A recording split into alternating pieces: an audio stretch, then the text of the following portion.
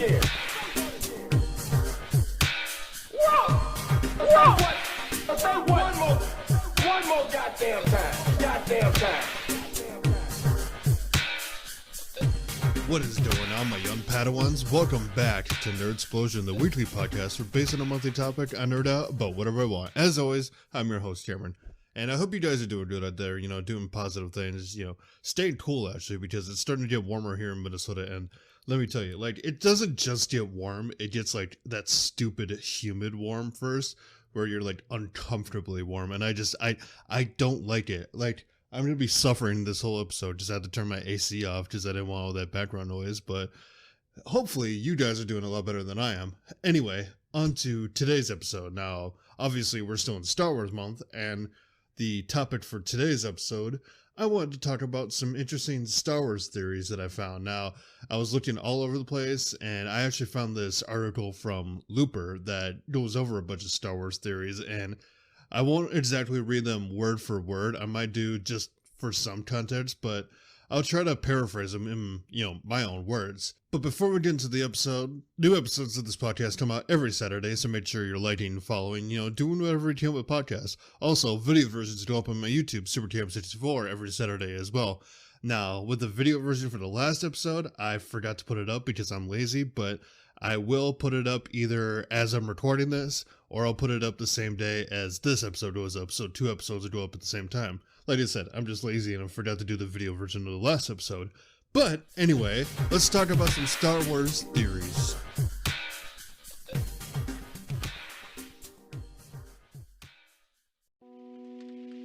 This podcast is brought to you by Anchor FM. Ever thought about starting your own podcast? Well, then you should check out Anchor FM. I use Anchor FM for this podcast, and seriously, I can't recommend enough to you guys. It is fantastic.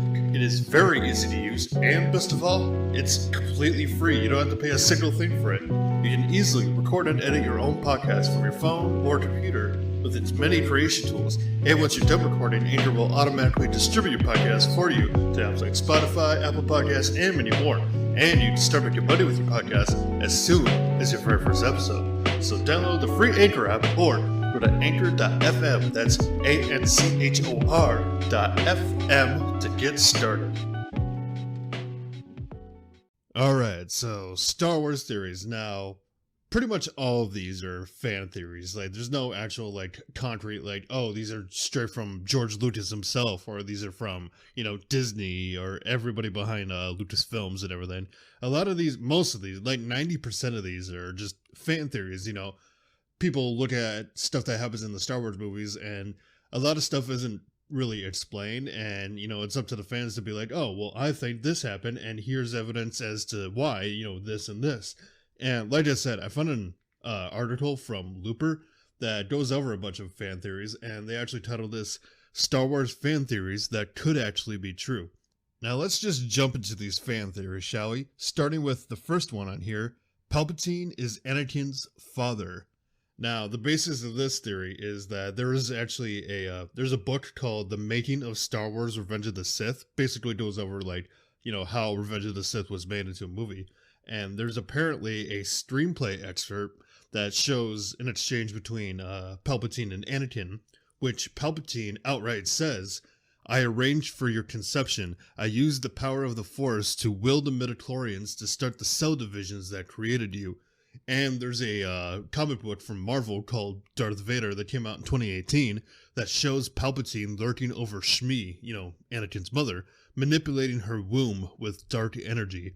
Palpatine's confession was cut out of the final film, so, because of that excerpt, that screenplay excerpt, and the Marvel comic book, there's a huge theory, and there's a lot of evidence towards the fact that Palpatine could unintentionally be Anakin's father, because he concocted Anakin in Shmi's womb, it's really creepy, actually, when you think about it. Shmi was just probably sleeping one night, and Palpatine's just like, I'm gonna create the next Sith Lord. Do it. An interesting point they actually made in this article is that, Rey's force powers, Rey's power grew organically as Kylo Ren grew stronger, and, maybe Anakin was the same way. His power rose as Darth Sidious, Palpatine, he ascended to power.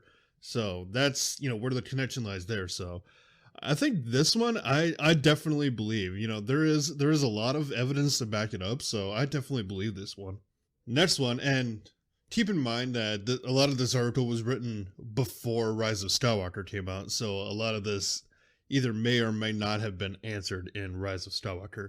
One of these things, I guess a fan theory, is that Matt Smith was going to play a young Palpatine in Rise of Skywalker. Now, if you don't know who Matt Smith is, he's most famous for being one of the Doctor Who's. I don't believe he was in it at all. Like, I don't even know why this was a fan theory at first, but I don't think he was actually in it, or at least I didn't see him in Rise of Skywalker. I'll have to watch it again at some point to really pay attention, but I don't believe he was in it at all. Because I think there was just a theory that there was going to be like a young Palpatine in the movie. Like there was going to be a flashback thing and Matt Smith was going to play him, because I think he was credited actually somewhere. He was credited as being in the movie. Let me look through here. This says, in August 2018, Variety reported that Smith would appear in Rise of Skywalker, but the actor hasn't been featured in any promotional materials, and Smith denies that he's in the movie. Yeah, because he's not in it. At the same time, official Disney websites list Smith in the cast list. So basically, everybody and their grandmother said that Matt Smith was in the movie, but I don't believe he was actually in the final product. The next theory we got here: Obi-Wan and Darth Vader recognized R2-D2 and C-3PO in the original trilogy. Now the whole basis, and now a lot of people, this theory came because there's a lot of people that were confused when like New Hope and all that came out, like the original trilogy, that Obi-Wan and Darth Vader didn't even seem to recognize, who R2-D2 or Darth Vader was. And a lot of people were like, well, why doesn't he remember them? They were some of his most faithful companions. How does he not remember them? But the theory is that, Obi-Wan and Darth Vader, they do remember R2-D2 and C-3PO. Like, they do recognize them. They just don't say anything. Like, they keep their cool. And I understand why they would do that. Like, it makes a lot of sense if you actually think about it, because with everything that happened, they don't want to risk, connecting themselves back to those droids, because if we look back to the beginning of New Hope, R2-D2 had the rebel plans inside him from Princess Leia that he had to deliver to Obi-Wan. Or he had the message for Obi-Wan that he had to deliver from Princess Leia. So, he was on a mission, and basically everybody just acted cool. And at least that's my thing. Let me look through here and see if there was any, like, other explanation for this. There's a thing here that said, like, Obi-Wan said that he never owned a droid. He never said he didn't know R2-D2. He said that he never owned a droid, which technically is true because Obi-Wan was R2-D2 was assigned to Obi-Wan. And like as far as Darth Vader, like R2-D2 and C-3PO never really cross his path. Like they never interact with Darth Vader at all. So, Anakin wouldn't be. I'm sure at that point, Anakin is so overwhelmed with hatred and everything, being the Dark Lord Darth Vader. I'm sure, he just wouldn't give them a second thought if he saw them. Like, he wouldn't just stop everything, trying to stop the rebels and just be like, 3PO? Like, that would be way out of character. The next theory on here is that Leia and Chewie didn't hug in The Force Awakens because Chewie was in mourning. Now, this whole theory comes from the fact that in Force Awakens, after Han Solo dies, they land back on the Rebel base, and Leia immediately goes and hugs Rey. They both comfort each other. Leia doesn't go right for, Chewbacca, Han Solo's best friend. And the basis behind this theory is that, well, the actual reason is that J.J. Abrams just, didn't put it in. He admits it was a mistake, but a lot of people, fixed it, basically gave him an excuse for that. They're basically saying that, well, the whole theory is that Chewie, because of his Wookiee heritage, actually, I'll read from this. As the theory goes, Wookiees aren't supposed to touch or be touched by others after the death of a loved one until they're allowed to mourn in private. So basically, the whole basis is that because he's a Wookiee, in Wookiee culture, they don't want to be touched or they don't want to touch others until they've had their own time to mourn. Like, they want to mourn for themselves before being comforted by somebody else. And actually, that makes a whole lot of sense, because we don't know a whole lot about Wookiee culture. So, I mean, if you look at, there's a lot of novels that probably explain it, but I haven't read them.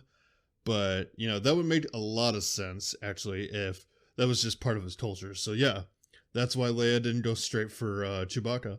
It also could be that, there's another theory behind it that, Chewbacca and Leia don't really see eye to eye, or Leia never really cared for Chewbacca that much. I mean, she obviously does in the later movies, like she does Yumahud, but from like a majority of the original trilogy, she did not really care that much for Chewbacca. I mean, she didn't give him a medal in that, that medal ceremony at the end of New Hope. She used the phrase kissing a Wookiee as an insult, and it's not exactly a term of endearment to call somebody a walking carpet. So that's the other thing. But I more so believe the, Wookiees don't want to be touched or don't want to touch others while they're mourning. I believe that more than Leia just doesn't like Chewbacca, because of course she likes him, especially at this point. Of course she likes him. And next theory on here is Skywalker will be the new term for Force users. Now, I'm going to read this like word for word because this doesn't make sense to me. Episode 9's subtitle, The Rise of Skywalker, is a curious one, given that the two most notable Skywalkers, Anakin and Luke, are dead. What about Leia, guys? Then again, according to Luke, so are the Jedi. So what are we supposed to call all benevolent Force users now? Well, how about Skywalkers? This popular fan theory argues that the impotent and flawed Jedi Order truly is gone, and that Rey will found a new line of Force-wielding pacifist warriors named after her one-time mentor. That'd be a nice touch. Disney has been adamant that Episode 9 will conclude the Skywalker saga, and having Skywalker become a general name for do-gooders across the galaxy is a lovely tribute to both Luke and Anakin. Besides, not only would this twist play nicely off of The Last Jedi's general thesis that the Force is for everyone, but it wouldn't be the first time that Skywalker was used as a title in Star Wars canon. In Timothy Zahn's 2018 novel, Thrawn Alliances, Force-sensitive pilots known as Skywalkers helped others navigate the most treacherous reaches of space.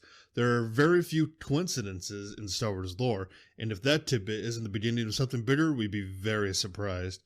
So, yeah, I don't know how I feel about just calling all Force users Skywalkers. I don't feel it. I feel like they would just keep the name Jedi, because I feel like, Rey, it would be in character of Rey to basically restart the Jedi Order, and, everybody sees that the Jedi are back. They're like, oh, there's hope after all, which there's another theory about Jedi that they don't include in here, but I will get to at the end of this episode. The next theory is C-3PO ignored a warning from a fellow droid on Cloud City. Now, in Empire Strikes Back, they get to Cloud City and C-3PO sees another protocol droid come out of a room, and C-3PO is like, oh, hello, and the other droid is like, Ichuta, and then C-3PO is like, how rude. But a lot of people have a theory that that droid was actually warning C-3PO about everything that was about to happen, Boba Fett already being aware of their location there, Lando eventually turning on them because of, Darth Vader and everything. So a lot of people were thinking that that protocol droid was actually trying to warn C-3PO, but, C-3PO isn't that bright of a bulb, So, I don't know. There's not much to this theory, but basically it's just like, yeah, C-3PO was warned, but he didn't listen. I personally don't believe it, but, let people believe what they want to believe. The next theory on this list is Supreme Leader Snoke is, or was, Darth Plaugeis. Have you ever heard the tale of Darth Plaugeis the Wise? Now, this is another one that I'm going to read word for word because whoever wrote this is going to do a much better job of explaining this than I will, probably. So, The Last Jedi did its best to convince us that Supreme Leader Snoke doesn't matter, but remember, this is the guy who transformed the remnants of the Empire into the First Order. There must be something important hidden in his past, and some fans think they've discovered what it is. Snoke is Darth Plagueis the Wise, Palpatine's former master and the Sith Lord who used the dark side to unlock the secrets of life itself. Much of this theory comes down to the process of elimination. In Star Wars lore, there aren't many other characters who Snoke could be, but the movies do offer a few intriguing clues. For one, there's a specific music cue that plays in Revenge of the Sith when Palpatine is talking about Plagueis that only appears in one other place, John Williams' Snoke theme. Given that Williams' Star Wars scores are character-based, that's a big clue. At one point, Kylo Ren says, "The Supreme Leader is wise," which recalls Plagueis' preferred title. Besides, Snoke just looks like he's been ravaged by a disease. Or a plague? It's thin, and it probably doesn't matter either way, but it's fun to think about. Besides, if Palpatine can return from the dead, Plagueis can too. Unnaturally long life is the dude's whole thing. I don't know if I personally believe that, but that is definitely an interesting one to think about. That would, connect so many things. And it would explain why Snoke, looks the way he does and everything. So if he was Darth Plaugeis the Wise, that would explain a lot of things. I don't know if I believe it or not, but yeah, it's definitely a fun theory to think about. Now, this next one, I'm not going to read too much into because this was definitely written before Rise of Skywalker, so there's a lot more information that came out about it that they didn't know at the time. But this one reads, "There's more to Rey's parentage than The Last Jedi lets on." Now, this whole thing is like, Rey could be, a secret Kenobi or a secret Skywalker or a secret Palpatine or even her own parents' murderer, because all we saw of her parents was the flashback where we see her parents, take off of the planet of Jakku. But in Rise of Skywalker, we did find out, spoilers if you haven't seen it by the way, we find out that Emperor Palpatine is actually Rey's grandpa. So, putting all that together, if Palpatine is Rey's grandpa, and Palpatine was responsible for Anakin's birth, essentially, if Palpatine is Anakin's father. Alright, so to help me figure out this conundrum, I got my wife Caitlin here. Hello. Alright, so here's my conundrum. So, I just read a theory that said, they don't know what Rey's parentage is, but as we learned in Rise of Skywalker, Palpatine was Rey's grandfather, right? Mm-hmm. But there's also a theory that Palpatine is Anakin's father because he basically formed Anakin in Shmi's womb. I don't know if I love where this is going. I mean, there's a lot of evidence to prove that, Palpatine is Anakin's father because there's actually a cut thing from, like I explained in the previous episode, but you weren't in the room for that. There's a cut thing from Revenge of the Sith, basically with Palpatine admitting that he formed all the midichlorians and everything to form Anakin. Basically, he formed Anakin into being. Like the miraculous conception? Yeah. So that gets me thinking, if Palpatine is Anakin's father, but also Rey's grandfather, what does that make Rey? Well, biologically speaking, that would have to make Rey Anakin's daughter.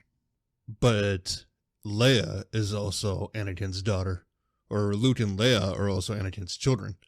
Right, and by the time Rey comes into the picture, Luke and Leia are super old, so... But then... that timeline doesn't work out. Yeah, but then... And that wouldn't either make sense either, because Padme died after giving birth to Luke and Leia. So where the hell did Rey come from? Right.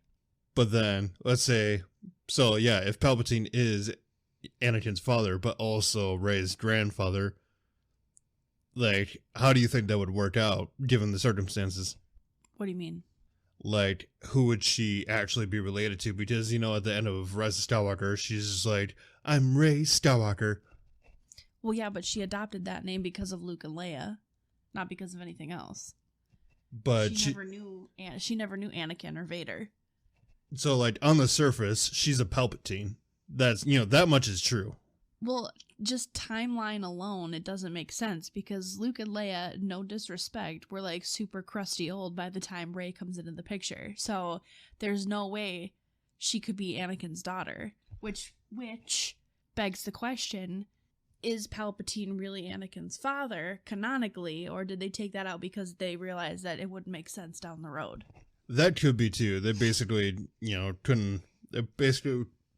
could have taken it out is they were just like, oh, well, this won't make a lot of sense because of whatever story we're trying to tell. Right. Unless Anakin's Force Ghost fathered a child, which I sincerely doubt.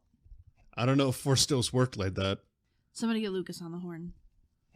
But, yeah, no, I was trying to wrap my head around that. And I'm like, wait, if Palpatine is Anakin's father, but also Rey's grandfather, then what does that mean? But I guess, we'll just call her Skywalker. Basically, she's just an adopted Skywalker at this point. I'm just going to accept that as the truth. I mean, I think that's all you can do. Okay, I'm going to go now. All right. Thank you for doubling my brain power on that one. All right. And so now that I got that whole theory figured out, on to the next one. Rey is a clone. This fan theory builds on the previous one, but it's wild enough that it deserves some discussion all its own. Maybe Rey's parents don't matter because she doesn't really have any. Perhaps, instead of a normal kid, Rey was actually a clone of one of the most powerful Jedi in the galaxy, Luke Skywalker. As the theory goes, Rey was cloned from Luke's hand, which Darth Vader chopped off in The Empire Strikes Back. When Rey finds Luke's lightsaber in Maz Kanata's castle in The Force Awakens, she sees and hears snippets from Luke's past, including his scream upon learning that Darth Vader is his dad, and a close-up of Luke's mechanical hand.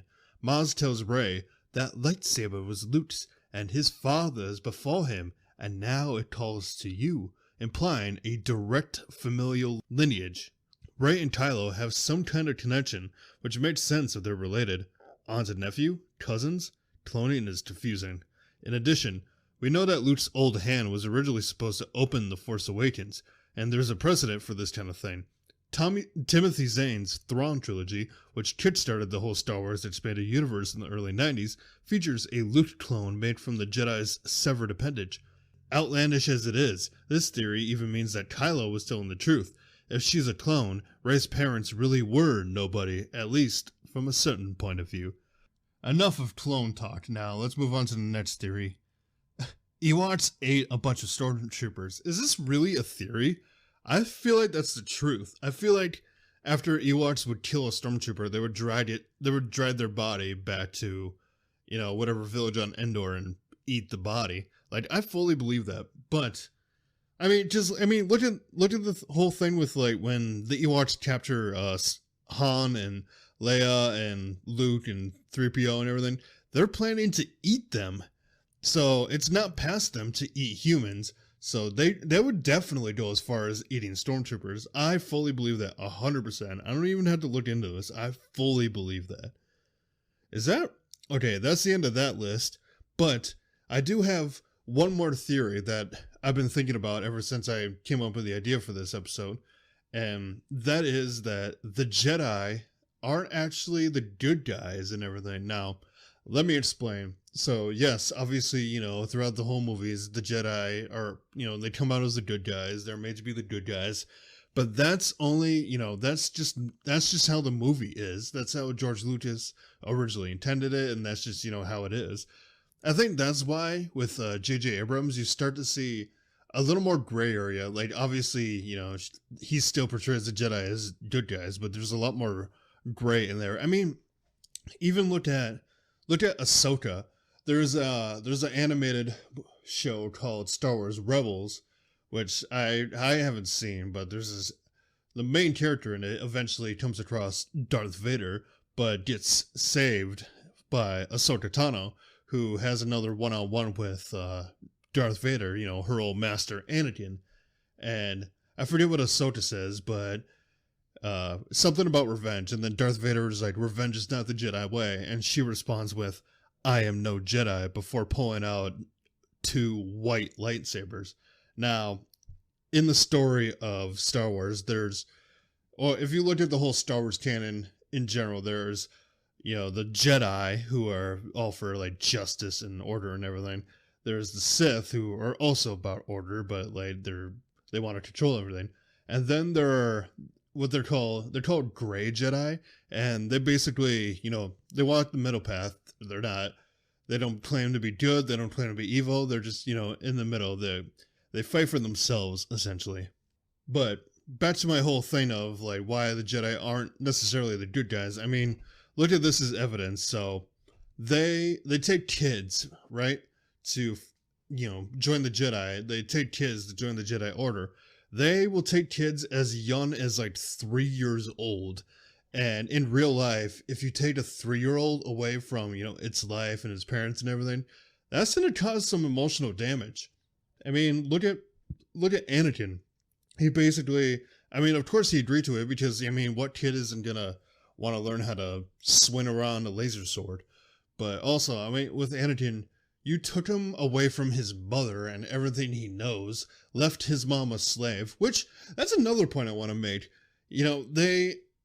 Qui-Gon's whole thing for only taking Anakin is because, they didn't have enough money to free Shmi. But, after they took him, after they got money, they could have freed her later. They could have very easily freed her later, and they chose not to. They're like, your mother, we'll get to her when we can. No, they easily could have, or they could have just taken her by force and freed her, but no, they didn't. Instead, they had to wait for years and years until eventually she got, taken away by Tusken Raiders, and then Anakin's like, oh, I sense she's in trouble. I gotta go save her, and then his mom ends up dying in his arms. The Jedi, very easily could have stepped in at any point, but they chose not to until Anakin literally had to bury his own mother. So, yeah, they take kids as young as 3, basically, these young children away from their life and force them to dedicate their lives to the Jedi Order. And the whole thing with the Jedi Order is they strictly ban you from feeling, like, strong emotions. Like, obviously you can like stuff and everything, but like falling in love, hatred, and everything, like those are strong emotions that the Jedi Order frown upon, and basically they're telling you not to feel. Now, there's actually an interesting video that I want to bring up because it kind of ties into this. It's why I forget the guy's name. I know the guy's name. I'm gonna mispronounce it. It's like Tiadi Mundi. So he's the Jedi on the Jedi Council. He's got the beard, the white beard, and he's got the like really long head.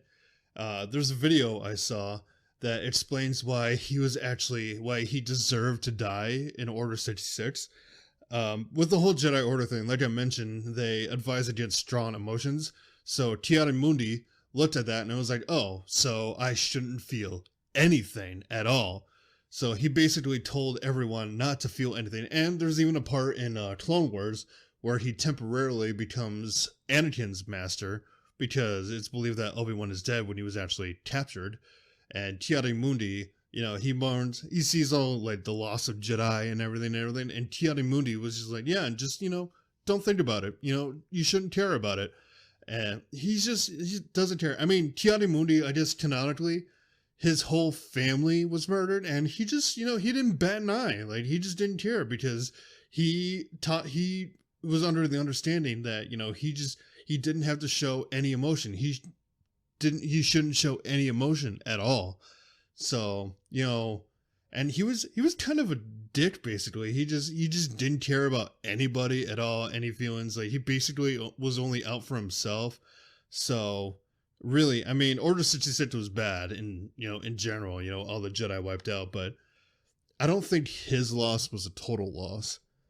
What other point was I trying to make about the whole Jedi aren't that good thing? Besides the kids, kids being taken away when they're super young, basically being forced into the Jedi Order. There's really no way out of the Jedi Order unless you, like, really screw up. Like, unless you kill someone, basically. Like, there's really no way out, and I think a lot of it just comes down to the emotional state. Like, you take somebody away from their life like that, just in an instant, and force them to change their lives completely. That's gonna do some damage, and that's why, like, originally I didn't like Episode 2 because I thought Anakin was way too whiny. But I talked to my brother-in-law recently, and he actually brought up a good point, and he actually said that he listens to my podcast. So, Ricky, if you listen to this one, hey, what's up? But he brought up a good point because I always thought Anakin was whiny in Episode 2, but he brought up the point that, he was basically raised and trained to be the chosen one, to be the one to bring balance to the Force. So that's a lot of pressure put on him. So I guess in that sense, I understand why he's so emotional. Like, I understand because he has all this pressure on him. So, I'm a little more open to episode 2 now. There's actually a lot more to the whole Jedi aren't exactly the good guys thing, and there's actually a film theory episode that I will link in the description of this episode that'll better explain it than I can. But yeah, definitely check them out. And there's a lot of different theories I could go into, but I would be here all day, and I'm already at well over half an hour at this point. But yeah, that's just some Star Wars theories I thought were really interesting to talk about. If there's any theories that you guys have heard of or are interested in and, wanna talk to me about them, let me know on social medias. Link is in the link tree in the description, my Instagram and Twitter, everything is there. Also in the description, there's a link to support this podcast. You totally don't have to, but every little thing helps. It helps me be able to do this better for you, and, I am a little broke. Maybe I can afford, a bowl of cereal this week. Who knows? But no, if you want to support this podcast, I definitely appreciate it. But with that being said, I'm going to end the episode here. I hope you guys enjoyed this episode. Stay tuned for more great Star Wars content, my young Padawans. I've been Cameron, and like always, I will see you guys in the next episode. Nerd